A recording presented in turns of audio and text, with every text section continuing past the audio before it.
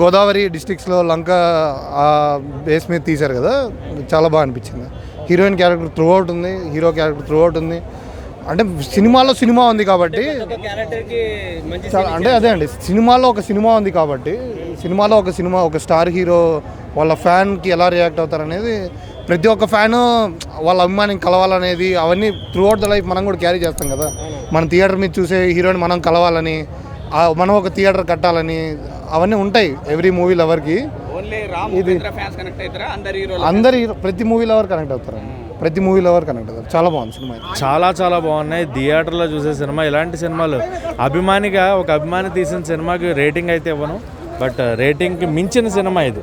Rating ఏమనంటే rating తక్కువ అని కాదు, రేటింగ్కి మించిన సినిమా. సో ప్రతి ఒక్క అభిమాని కనెక్ట్ అయ్యే సినిమా. తన అభిమాన హీరోలని ఎలా అయితే చూడాలనుకుంటారో, తన అభిమాన హీరోలు తమని ఎలా అయితే గుర్తించాలనుకుంటారో అలాంటి ఒక సినిమా. అండ్ నాకు చూస్తున్నంత సేపు అనిపించింది, నేను ఉన్నానని నా అభిమాన హీరోకి తెలియకపోయినా పర్లా, నాలాంటి ఎంతోమంది అభిమానులు ఉన్నారని నేను గుర్తిస్తున్నారు. గుర్తించే హీరోలే కాబట్టి మనకు ఉన్నది ఇండస్ట్రీలో. సో ఎవరికి ఎవరి అభిమానుల గురించి తెలియాల్సిన పని లేదు. ఓవరాల్గా సినిమా సూపర్ హిట్ అన్న, మంచి సినిమా. కొంచెం సబ్జెక్ట్ పరంగా కొంచెం సీరియస్గా తీసుకెళ్లారు.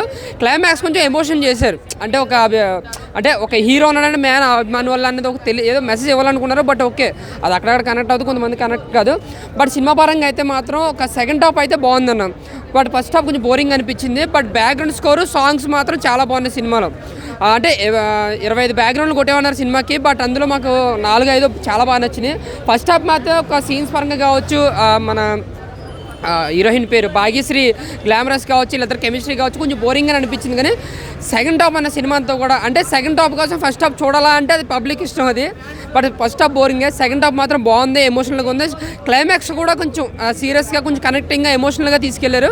బట్ ఓకే, ముఖ్యంగా సత్య గారి కామెడీ కూడా చాలా బాగుంది సినిమాలో. అంటే అన్ని సెకండ్ హాఫ్లోనే వస్తాయి. ఏదైనా మాట్లాడకుండా సెకండ్ హాఫ్ బ్యాక్గ్రౌండ్ బాగుంటుంది, ఆ సీన్ కంటెంట్ ఉంటుంది, ఒక సీన్ సీరియస్గా వెళ్తుంది సినిమా, మన ఆలోచింపు చేస్తుంది. ఏది సిల్లీగా కాకుండా సరే వీళ్ళు ఉంటుంది.